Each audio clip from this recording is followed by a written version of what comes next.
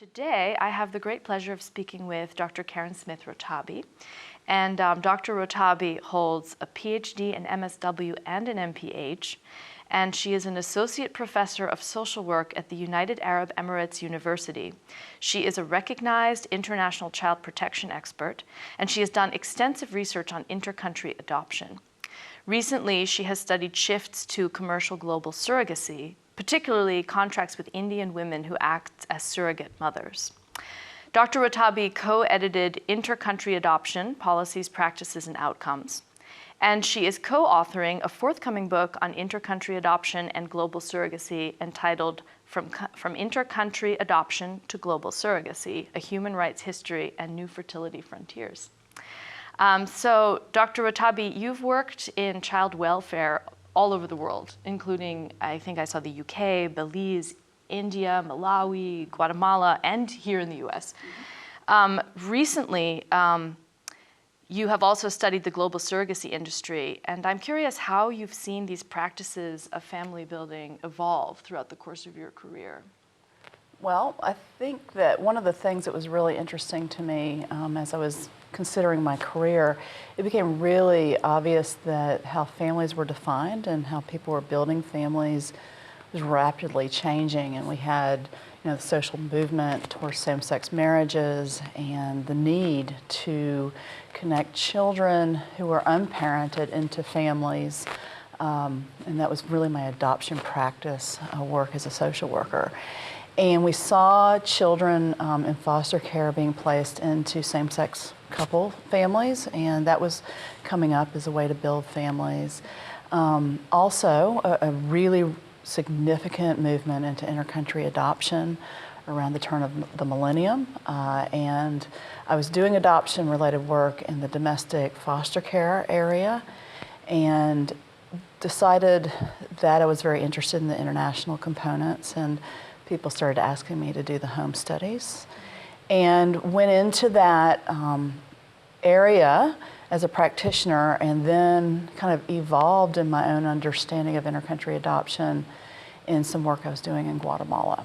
So that particular intercountry adoption boom ended up being a major life experience in terms of being in Guatemala, living there, doing some child welfare work there that had nothing to do with intercountry adoption. It was more health promotion with children.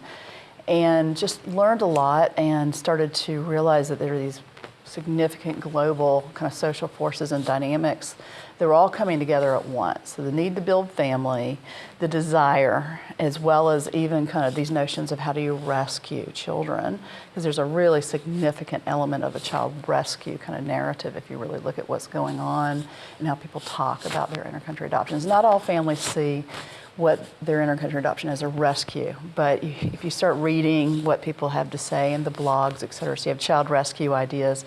And there's no way to travel in developing countries without being really alarmed by children living on the streets or living in institutions. So it's very compelling, and I really started to dig into those areas as a researcher as I continued to progress in my own scholarship. With this idea of the child rescue narrative, how do you think that shapes the way families are formed, or how does that narrative evolve as a family is built with this kind of intercountry adoption, perhaps starting with this idea of child rescue? Does that affect the way the families develop? Well, it certainly affects the adoptee's experience, because there's actually kind of this belief that kind of pervades their experience in the world where, aren't you the lucky one? And that can be a very uncomfortable moment, because some people see themselves, yeah, of course, I've got a great life and I'm very loved by my family. But the idea that, I left other siblings behind in the country that I departed, or some people have memories of even being in the institution, and kind of the sadness around knowing they were the child that managed to make it out. So it really touches on multiple levels of identity and kind of a sense of social justice for people who have varying kind of awareness around those issues. But identity is a huge area for adoptees. And it's actually a really interesting area of study, which is not really my where I've gone in my own work, but it's a tremendously interesting area to look at. And there's this idea of the lucky girls of China, and if you talk to the Chinese adoptees, they don't like that idea that they're the lucky ones. They're now having to kind of unravel that, and many of them are going back to China and kind of learning about their adoptions and trying to kind of trace their own records. And there's really generally scant information available about people who've been adopted. The records are very basic typically, so there's a lot of kind of, lack of a better word, stuff to kind of dig into if that's part of your history as an adoptee.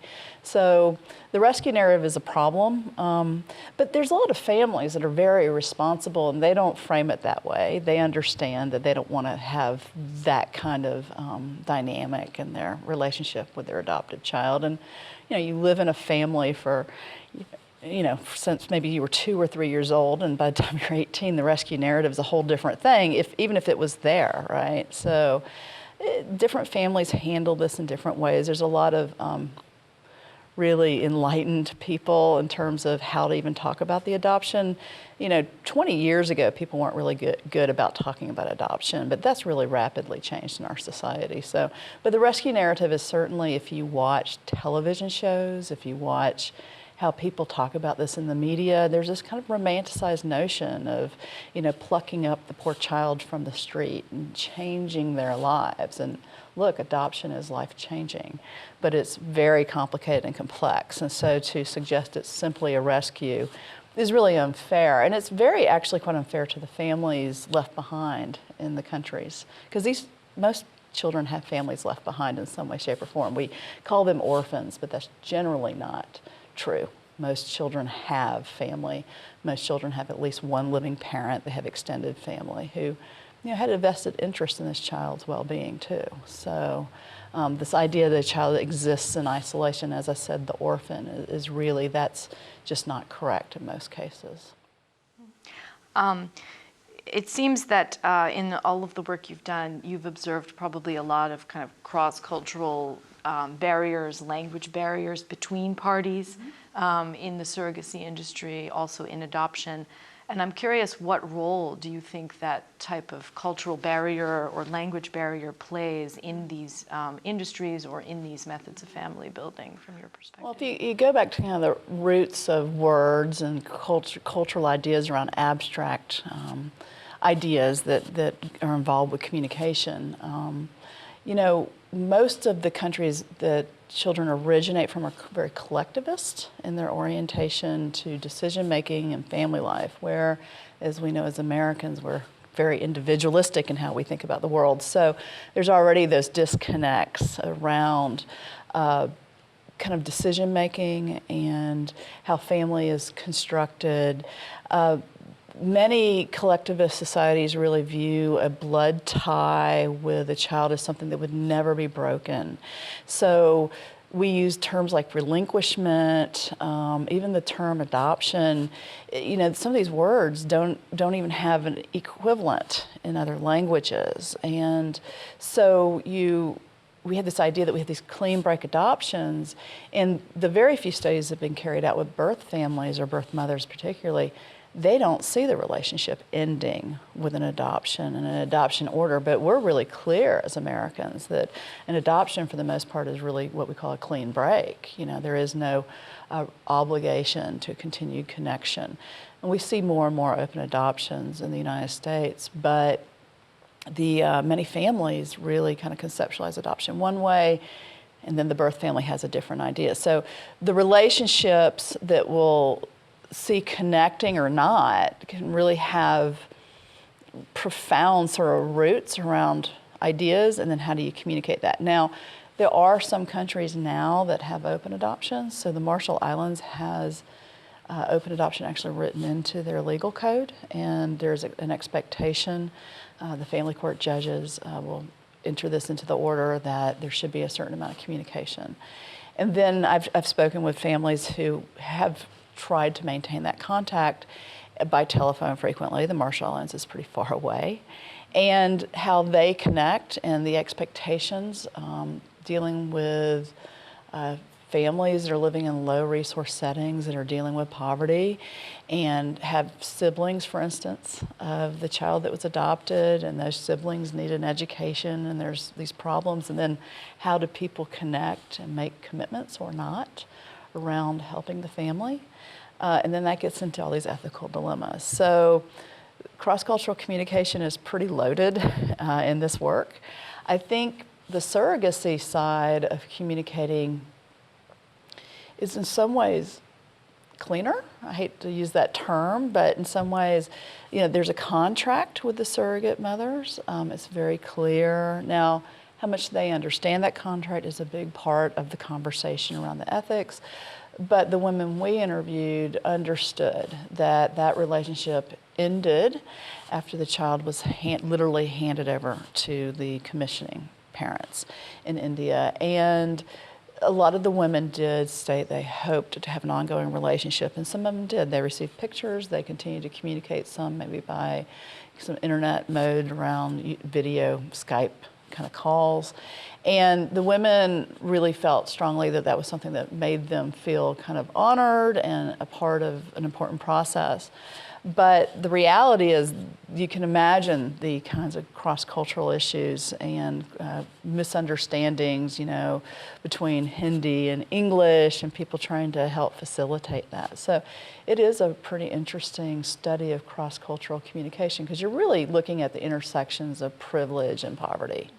And so how the conceptions of major ideas around family, how money is spent, need, and then just the desperation of the people on the poverty side, because it's pretty profound. We're talking about people living with $1 a day, $1.50 a day, versus families that are absolutely, the top 3% in the world when it comes to their ability to spend significant amounts of money on building their family. You've also done extensive work as in-home study in the U.S., and I'm curious how your experience looking at the homes and all these different families influences the way you see what you observe in intercountry adoption and also in surrogacy practices abroad, and whether that in any way shapes your view of those practices or what you see on the ground there. Sure. So, I don't think you can work with a family who hopes to adopt and learn about their whole life history, because we really go pretty detailed. What is your motivation? What is your own family life? Look at people's finances, their ability to have health insurance. I mean, it's very detailed, and a lot of people find it intrusive. By the time the home study is over, the way I manage home studies, I think that they feel kind of a level of confidence, and I'm treating their information with respect, and that I understand who they are as people. And of course, that's assuming that I'm going to approve them for an adoption placement, because that's what this is really about. That experience, you can't really have that kind of connection with a family that's looking to adopt without really seeing, their perspective and understanding why they're building a family. So you might have somebody who has an infertility problem, and if you're working with somebody who has been through multiple procedures, an IVF, et cetera, and they've had loss around miscarriages, you really can't do that work without being, really feeling like, wow, yes, there is a need here. And I do believe that fertility and fertility problems really is connected to a need. That's a whole area of whether or not that is a fair kind of statement, but it is a known harm for women that have to go through multiple treatments and miscarriages and other problems. And that research is there. There's not a big body of research because people don't really find this a particularly compelling area, right? But there is a sense of need. And so you interact with people around that, and you can understand how they're fulfilling that need through building family life, through adoption. Now, that moving over to surrogacy, many of the same dynamics. But it's not an idea of child rescue at all that we touched on before. It's really kind of purchasing the best of services to have a healthy newborn. And by the way, in the case of India, There has to be a genetic link. These are gestational, so it's an embryo transfer. So the embryo is going to the genetic material is from at least one member of that couple, if not both. So you would have that connection. India will not allow a surrogacy that doesn't have at least one member of the couple genetically, the parent, okay? And so there's a whole another set of dynamics that's really different than an adoption, right? But there are changes in India, by the way. Now it appears that the policy is that only in the couple, one member has to be an Indian citizen to have a global surrogacy arrangement. There's some changes going on right now. And the home study dynamics, there isn't a home study for surrogacy. Now, some people have argued that there should be, and the detailed kind of psychosocial history that we do for adoption, it doesn't have an application, in my opinion, for a surrogacy in which there's a genetic link. But there is a problem that has been kind of perking, and that is with these fertility treatments, it's not uncommon to have multiple births. So you may have twins or triplets. As a matter of fact, the women we interviewed, we found many twins. And what's happening now is we're finding that some people are saying, I can't afford to raise triplets. And so issues around abortion, aborting one fetus, other kinds of things are arising. And I just had somebody personally take me aside and told me about a family member. He's married, gay marriage, right? So men are big purchase consumers of surrogacy services for obvious reasons. So they had arranged for the surrogacy and they ended up with triplets. And the whole family around this couple's like, they can't afford triplets. They could barely afford the surrogacy. And now they have childcare for 3 children, et cetera. So it's turning into this crisis situation for the whole family network. How are we going to make sure these 3 children, think about daycare for 3, college tuition for 3. So the bigger extended family was worried about how this couple was going to manage literally the cost for 3 children at once. And we've actually found now that there are some problems kind of perking in that area, and surrogacy problems here in the United States too.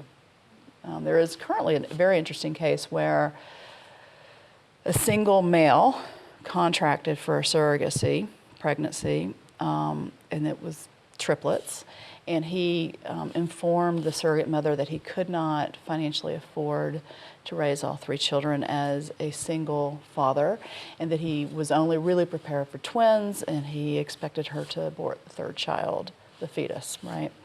And she refused.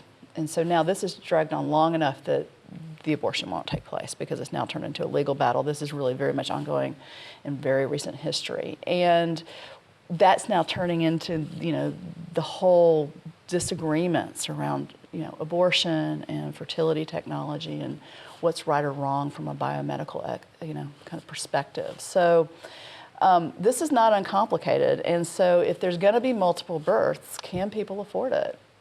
Can people afford to raise 3 children? That's turning into an important question. And I think somebody should be asking that. I think the fertility clinics do have some obligation, because then we're talking about the best interests of those children. And that comes right back to how we handle adoption issues. We do look at whether or not people can afford to raise an adoptive child. You should not be bringing children into a family system that can't afford to do the things that are necessary to raise a child. Based on all of these really interesting developments, where do you see the fields going in the future? Where do you see them progressing in terms of all this intercountry family building, be it adoption or surrogacy? Well, intercountry adoption hit a peak in 2004 with about 45,000 children adopted globally. Now, interestingly, U.S. citizens have always adopted about 50% of all the children globally, so about 1 million children have been adopted since the mid-1950s, beginning in Korea, and roughly half of them are in the United States as adoptees. So we've been called the adoption nation. But that decline that occurred since 2004 until today is right at about 65%. So intercountry adoption as we've known it came up as a peak. I mentioned the millennium as a major turning point. It's crashing, and people say, well, what's the future? Well, it's different. The future is very different from what we have seen. We're going to see a lot less young child adoptions. So some people really only want a very young child, so they're turning to surrogacy. And there's lots of good reasons for wanting a very young child. You can guarantee some health and some developmental kind of guarantees that you're not dealing with a child who has major attachment problems or other kinds of things that happen related to institutionalized children. But a shift to global surrogacy, there's a small segment probably of people who now will only really consider surrogacy. And so then the question is, what's that marketplace? The United States, interestingly enough, because looked at India pretty seriously, but actually the United States is the #1 destination country for surrogacy services. A lot of Americans don't know that, but people from around the world are actually purchasing services, and that's considered a service model by the people who are involved in this industry. You know, they're coming from China, they're coming from lots of places. Now, these are incredibly expensive surrogacies, upwards $75,000 or more. Okay, that's a lot of money, $75,000. So you have a whole group of Americans who can't afford that. So they are seeking surrogacy services in other countries. So you'll see, you know, India has been an important destination country. That's shifting because of some new rules about who can come in and do that. But you have other countries like Ukraine, Mexico, other places where women who are generally in poverty or living in a very low resource situation are involving themselves in surrogacy one way or another. They come in recruited in sometimes and may understand more or less, but you know, these are women who are coming in from circumstances of poverty and difficulties typically, and which is different from U.S. surrogates from what we can tell. Okay, so there's not much definitive data because this is private enterprise, so no one's really collecting this data across the United States.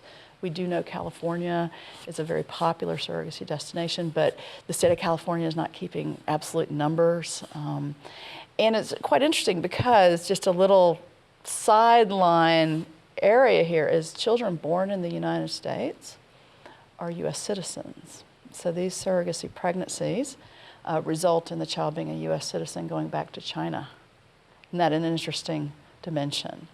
So, but no one's really collecting definitive data. We do know it's an important, U.S. is an important destination country. So all of these pieces come together in ways that are very complicated. And so I wasn't necessarily looking to start doing surrogacy research. It kind of came to me as an opportunity. I had some interesting questions, and we did engage in some important research. But I started with adoption, and then what is it to be adopted? What are the best interests of children? And then how are countries interacting? You know, when you have literally global interchange of human beings. This is sounded like science fiction 20 years ago, and this is very real now. And so there's a whole variety of ethical dilemmas and how do you solve the problems that arise, because there have been some problems that have arisen in terms of children coming back into countries where their families are citizens. So there's been some problems with children coming back into Germany and being stateless, for instance. And Germany has had to navigate that. They actually have navigated it with some adoption rules. So here you see the connections again. So it's an interesting area, but ultimately the biomedical questions around the ethics are incredibly compelling. I can't imagine any research area that's more compelling than whether you're looking at adoption and children languishing in orphanages, and then the fact that we know that many of them actually have families, but maybe the children were put into these institutional settings because it was a way to guarantee that they could get an education, for instance. And then all those dynamics. And then you move over to surrogacy and you have, you know, advanced reproductive technology all kind of coming together in a way that expands all kinds of notions about how we build families and really what's ethical in that as a process too. So my last question is, of all of what you've seen in this field, what are some things that have surprised you? Well, look, myself and another researcher and then the research assistants that we hired for India, we all came to the questions around what was happening with the commercial global surrogacy in India, almost kind of horrified, like, what? This is next, adoption is going down, and so the next marketplace is raising. And the question is, well, what do the women have to say? Because people are speaking on behalf of surrogate mothers in India all the time, and they're taking a moral position. And I can understand those moral positions, but the question is what do the women have to say? And that's what we really started with as we developed a questionnaire, which was interview, research with the women. What we learned, and it was very clear, because we were really wondering about exploitation, the women in this particular clinic with this particular community, okay, because it's a geographic area that has a very well-known and respected fertility clinic in it. It's kind of the heartbeat. It's where international surrogacy really has been anchored in terms of the discussion. It's really the earliest work, and it's considered a really good clinic. What do the women who have been surrogates with this clinic, what do they have to say? And they were really clear. They did not want to be viewed as exploited. They actually saw themselves as gaining some power in their lives because they were reporting to be making roughly $30 a month. Okay, that's less than $400 a year, right? And they could make in one surrogacy, 9 months of work, if you call it work, between $5,000 and $7,000. Now, if I think about my income, okay, and I could make 3 to 4 years or more, maybe 5 to 7 years of salary all at once, how that changes my life. And I'm a person of resources. I mean, I have even the ability to sit around and think about these ideas and do research, which is in and of itself, very much leisure compared to these women's lives. And, I think, well, I could buy a house straight out and not have a loan with interest, those kinds of things. And that's what the women said over and over again. Housing, I could buy a house. And you got to remember, these women face outrageous interest rates. These are people in poverty. If they're going to try to take a loan, this is the loan shark kind of scenario for them. So to buy a house straight out is really significant. But also, they would talk about educating their children. So, making sure their children were educated. Now, India guarantees a primary school education, but that doesn't mean that people in poverty can really achieve that, because there's all these expenses around school fees and books, et cetera. So, to be able to educate your children and to be able to have kind of defensible housing, good living space, those are things that, as an American citizen, of means, middle class, I kind of take for granted, and these women don't take that for granted. So they talked about kind of an economic empowerment, and when you start to think about their own experiences as women, they're mainly pretty young, and bearing children is not difficult for them in their minds. This is something that they've done. They've all had at least one pregnancy prior to the surrogacy in this particular clinic, and that's general practice in India as far as I can tell. And to them, this is 9 months, and it makes a huge difference. And they also talked about raising up in status in their own family, because they actually had money to make decisions with. And some of them talked about navigating the decision with their husbands. Some of them said their husbands didn't like it at first, but we discussed it. And there's this cost-benefit analysis, but we can buy a house. We can educate the children. And, these are major life changes that are not insignificant. So going from, we started with exploitation and these concerns. What do the women have to say? And we found that they made it very clear they did not want to be viewed as victims. And so that in and of itself has really required me to look at this quite differently. Now, I want to say that we interviewed 24 women. We had some very consistent themes, as I said, around housing and finding power in the cash economy, of having that kind of money all at once. But that's not necessarily generalizable to all of India, okay? This is an excellent clinic in the scheme of clinics. It's estimated there may be as many as 300 clinics operating in India. So we know there's going to be varying degrees of quality it is unregulated largely in India, and so you're going to have clinics that are as good as the integrity of the people who manage them.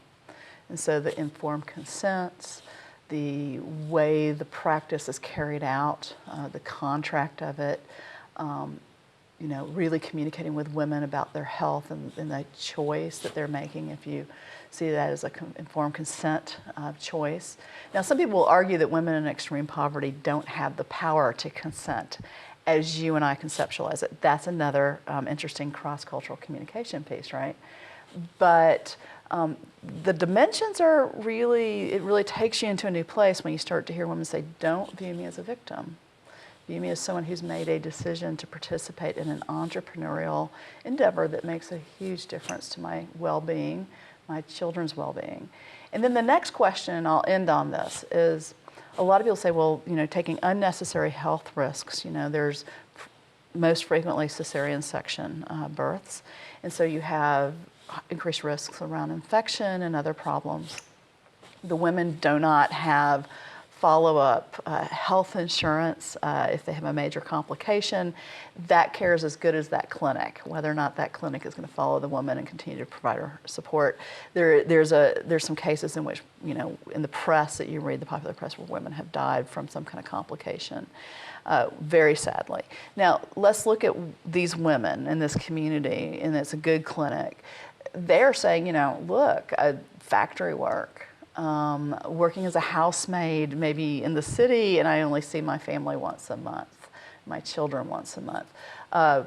There's also the issue of these women are at risks of various involvements in the sex industry, because these are women who can get pulled into the trafficking stream very quickly because they live in extreme poverty. So what we're seeing is there's this cost-benefit analysis about what's available for me for employment. And when you start to look at those employment options, they're pretty high risk too. I mean, working in a sweatshop, you're going to have all kinds of problems around air quality. But an untold story frequently is a lot of these women end up bringing their children into that workplace because they don't have childcare. So you'll have accidents with children. You know, what job do you want? We all make decisions about the kind of work we want to do. And some of the work is more physical than others. Some of the work has greater risk than others. And I'm not faced with a decision about being a housemaid and going, you know, to a city or even to another country and being away from my family versus a surrogacy opportunity. I'm not faced with that as a woman of privilege, but these women, this is their reality.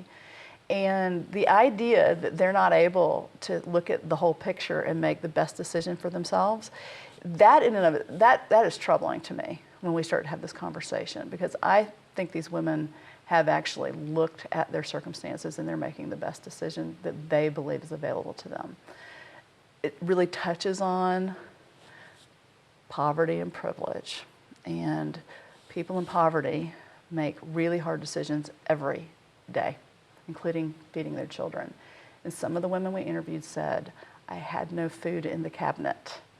My cupboard was empty. One of them actually said that. So that's a pretty serious decision about her well-being and her children's well-being, and they always brought up their own children as part of their decision.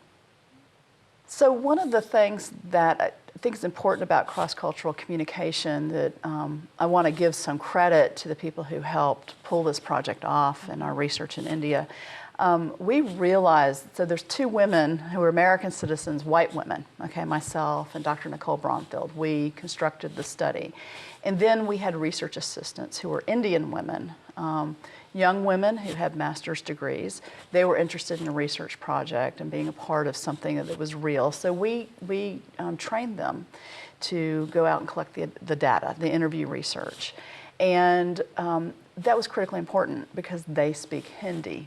Okay, I don't believe we could have gotten this information ourselves as outsiders, people who do not speak that local language. And by the way, the question might be even then the regional language. The women all spoke Hindi that were interviewed. Okay, so our interviewers and the women who were interviewed, the research subjects, they were speaking Hindi, and that was critically important. There was no way to build relationship, in my opinion, with interpreters.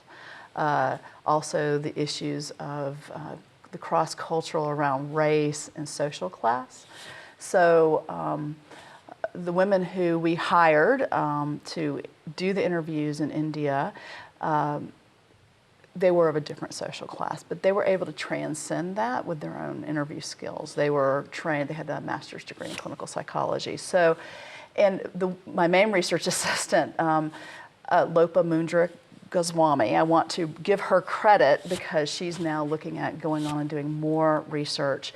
You know, it was life-changing for her to talk to these women and try to document their stories. And that kind of connection of trust, to have people open up around really deep emotional places. And there is loss. These women have loss around handing children over. That was clear also in the research. And Lopa was able to really gather that information in a way that is really important to acknowledge as outsiders going into a context like India. It wasn't going to work. And so we needed that local sort of support to make this happen. So it was a kind of a global team that came together to make sure this research really was executed. Yeah, thank you for that window into the process, because I was actually very curious about that, how you would navigate all those different parts. It was, in my opinion, impossible to carry out the research if I was going to do the interviews. So it was critically important to have that partnership with our team. Wonderful, yeah. Well, thank you so much. I really loved the last book, and I'm really looking forward to the next one. And thank you for providing this whole window into all of these very fascinating topics. And I look forward to hearing more later. Thank you.